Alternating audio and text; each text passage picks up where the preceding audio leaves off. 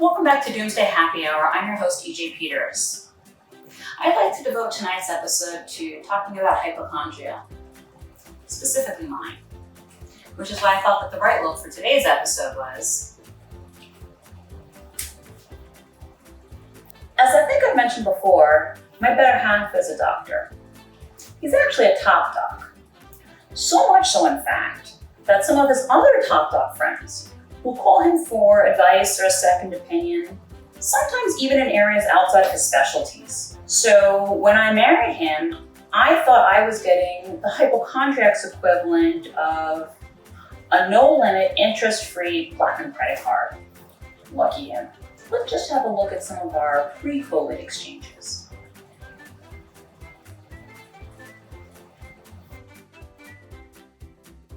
Now, folks, that was pre-COVID. As I think my text made clear, it's not hard to figure out who gets the short end of the stick when a world-class hypochondriac marries a world-class doctor. Anyway, to my fellow hypochondriacs, the other people sitting at home wearing face shields in their own home, I have a few tips for you if you are dating or married to medical professionals, tips that can possibly help you make it work. So option one, which is by far and away the best option, is to get your batshit crazy worry and hypochondria under control. By far and away the best option. But assuming that's not possible, the next best choice is option two. Redirect that crazy ass OCD to worrying about something else. My favorite choices are things that you can do absolutely nothing about. So I'd encourage you to focus on the nuclear threats coming from North Korea, Russia, you name it, global warming. And I'm not talking about preventing further global warming. I'm talking about the stuff that's already happened. But really, the possibilities are limitless. And finally, if options 1 and 2 don't work for you, there's always option 3. Not the best option, but if we're gonna call hypochondria the gift that keeps on giving, make sure that there's more than one recipient. So spread it out, So try to find some other doctors to go to. Don't make your spouse or significant other your doctor. Try to find other people in your orbit. PhDs in microbiology, for example, will do just fine. Spread the batshit crazy around. And because it is batshit crazy, you can also go to non-science people, non-medical professionals who will tell you you are out of your freaking mind. Come back to Earth. Anyway, just a few suggestions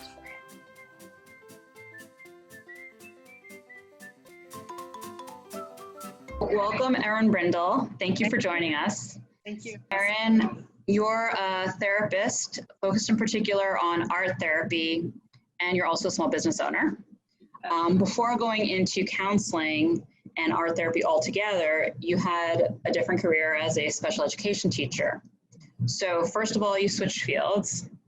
Secondly, you've also had the broadly applicable experience of going from employee to employer / entrepreneur.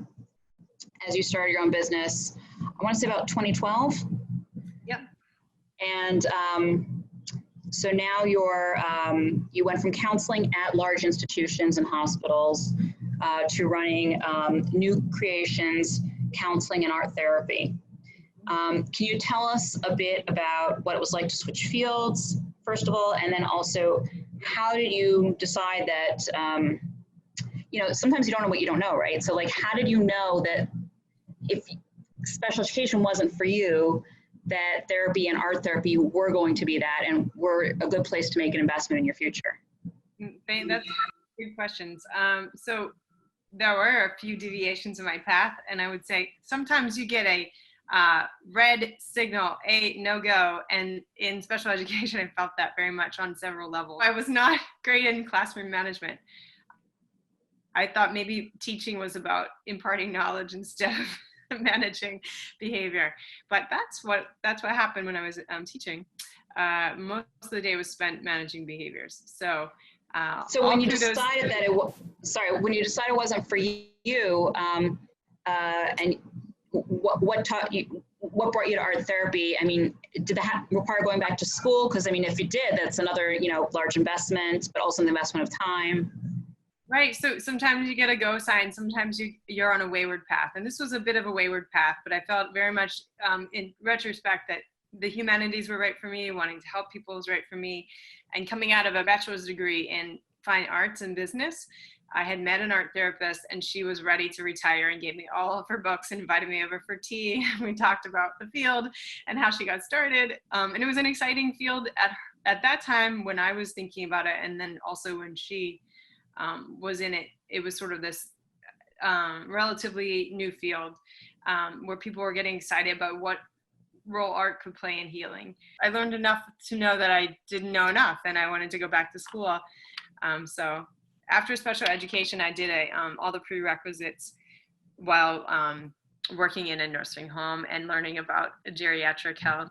So you spent about like 6 years at hospitals and other institutions before starting your own place. What told you that that was the moment to, charge ahead with, your entrepreneurial goal and to start new creations? And what was it like in the early days when you did make such a big leap? Talk about one word, disorienting. If I was excited for sure and learned a ton in those first years about identifying business goals and working with city bureaucracy, but on the other hand, I was pretty clear that this was the career path for me, and that I wanted more autonomy. And honestly, there's a number of things that happen within the hospital settings that are very healthy and wonderful, and then there's a number of things that happen within hospital settings that are like short-term fixes for long-term problems. And so I wanted to be part of a long-term solution. Hospitals are not a place where, at this time in our health sort of strategy programs, that people will stay for very long, but oftentimes people need maintenance. So I wanted to be part of that. And so when I first started, I thought very dip your toe in tentativeness.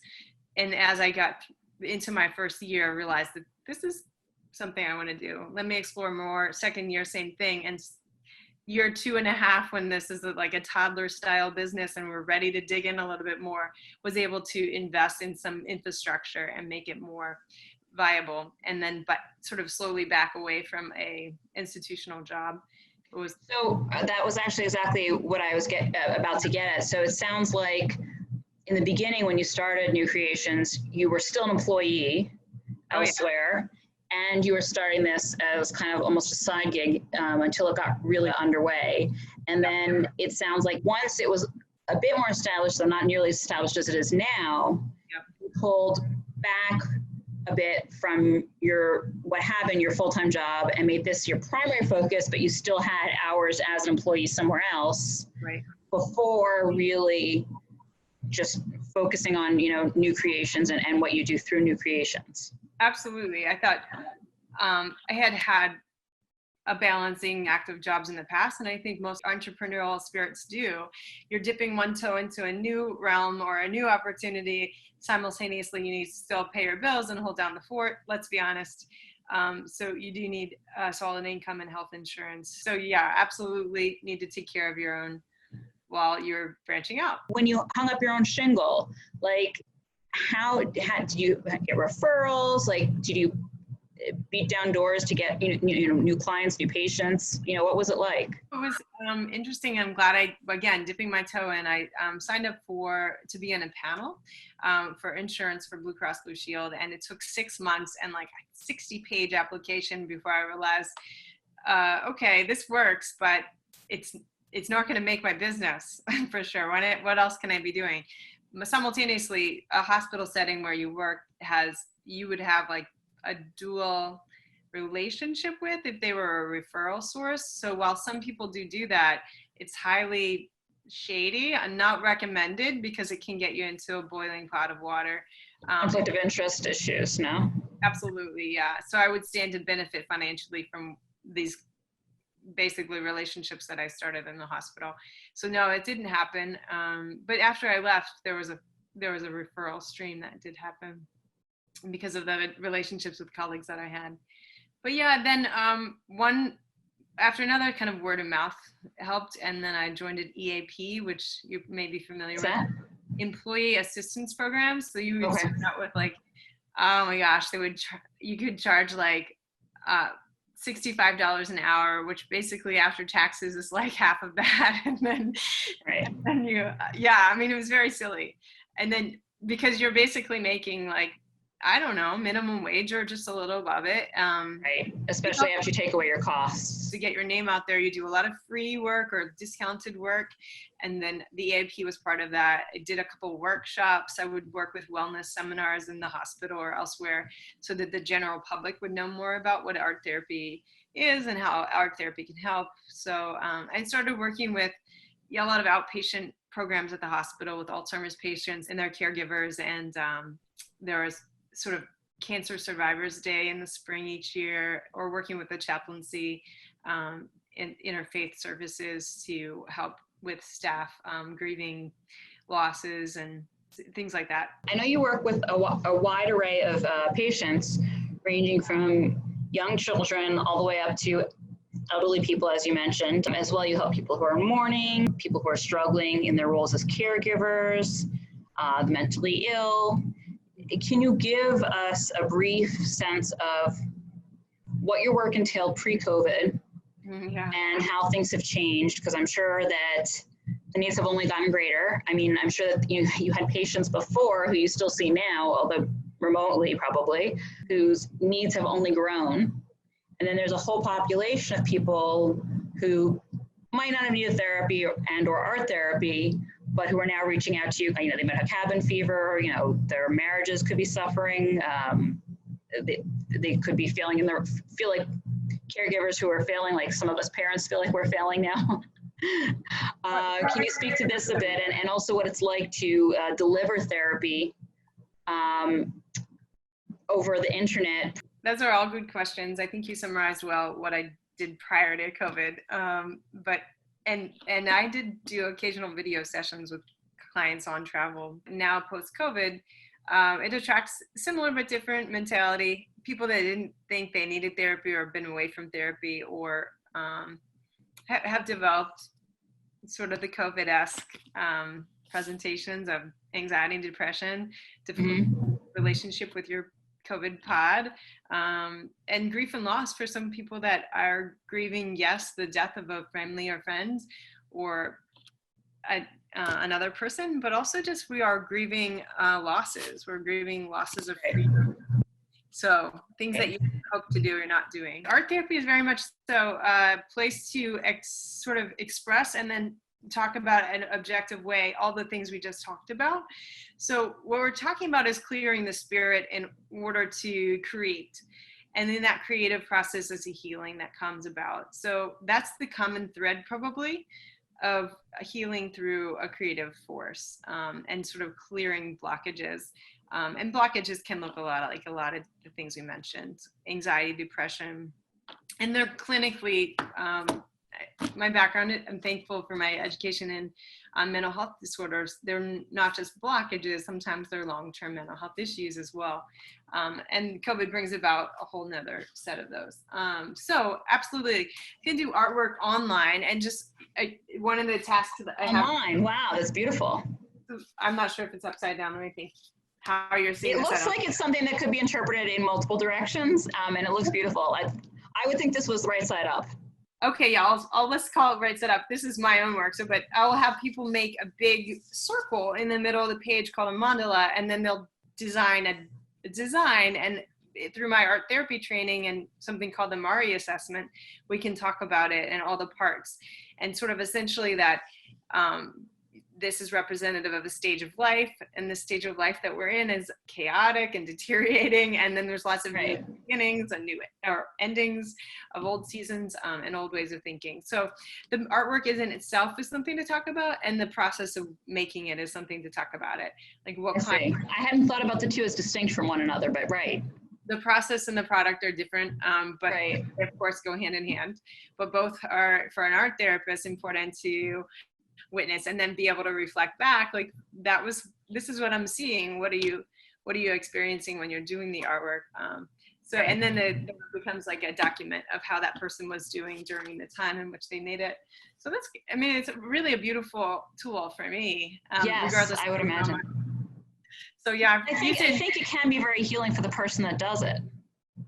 Absolutely. And caregivers, like therapists, will do it as well. You know, I would say 10% of my clients are actually people that do care for other people as a profession, like a healing profession. And then okay, you don't just mean like a nurse's aide who's really stressed because the person, you know, their needs are greater and they're not, and the aide is not getting to go out. You mean actually people who are, including people who are doing therapy for others. Board, clients that work in hospital settings and ERs and work in ICUs with COVID clients, or people that are home, you know, with other people that are sick, or taking care of kids. But then it's not all that we're trained in as therapists either. So while we can't pick up as much in person with a mask on as we were talking about before, right, you know, with expressions, you can still see someone's body language and right, facial expressions. So I was talking with somebody the other week, and she said, and she's not, you know, an expert, but she said that there are some people who are like depressed, like have depressive natures, and they're,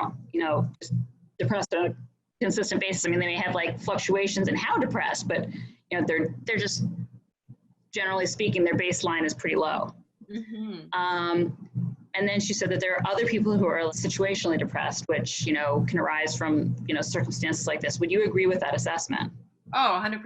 But our brains are malleable. There's this theories in the past 20 years coming out of Berkeley with different research coming out of brain science that's saying our brains are plastic. They change, they can grow new neurons, new synapse and receptors that are communicating new beliefs and messages across our brain. So all the time we can change that. But sometimes we have. You don't just mean getting crazier, you also mean getting better. Yeah, well, also you can get better. My clinical assessment is absolutely yes. People are suffering now, circumstantially, and then also chronically. And lastly, if you, in episode 2, I had a career coach on, Jacqueline Dolly, and she was talking about kind of getting your name out there and meeting people that are part of the community that you are in or want to be in. Yes. And one of the things that I asked her was like, how do you do that when there's no such thing as in-person networking? And, you know, she mentioned connecting with people on, you know, Facebook groups for, you know, people who are trying to, you know, get into the same space or are in the same space and getting advice from them and, you know, free training and everything. But like, how do you get, when you're an expert who's starting up their own business and you're not known as an individual as opposed to employee at such and such hospital or institution, like, how do you start crafting something for yourself and make your name known as a resource to come to at a time like this when, you know, there's no manual, like I said, there's no manual for how to raise kids. There's no manual for how to do anything in a pandemic like COVID, right? The last time was 100 years ago. Yeah, no, it's true. There's not a blueprint for it, but there are some pre-existing organizations like Psychology Today, which is an online marketing tool. And so Psychology Today sort of stepped right up to the plate and said, do a video of yourself talking about what you do well and to connect with your clients. So therapists are making videos about their teletherapy. So you get a good sense of a little bit just about being in their presence before calling. Yeah, those are good ones. I also think that most people are connected more than they think they are. They have their graduate school program, their postgraduate licensure process that they probably met people through a supervision group or something. We're going to refer people to them. Within our field, there's quite a lot. There's like listservs specifically for regional therapists, and then you can sometimes, through a certificate program, which I did, you can connect with a specific group that specializes in, say, trauma counseling. But I think but here's a question for you though, then. If you're part of this group and like people in the group are going to refer to you, why don't they just take these people on as patients themselves? They can't? Well, quite possibly there's a ethical dilemma there. They either have a dual relationship. This is my neighbor, my friend's mom, or neighbor's kid. Or related to a current patient of theirs. Yep, I just did this weekend. I referred a couple the woman of whom that in the couple I am counseling. I can't be her couples counselor, but she Right. was seeking that after the COVID time. Yeah, and I think you hit on it with the Jacqueline Daly thing. With her suggestion was great, was what community we want to be a part of. But I'll say, Black Lives Matter, for instance, or COVID affects everybody across the board. So kind of as a therapist, you just have to step up to the plate and become, if you're not already there, then become better educated about how can I help a broader population that's processing these societal issues that we're all experiencing. So yeah, and that's where you see these wonderful resources coming out, and there's resources for white people that are processing Black Lives Matter. There's resources for trauma processing of all different cultural backgrounds. Erin, thank you so much for joining us. I really appreciate it. My pleasure. Yeah, and thank you for doing this and just inspiring your viewers to try new things.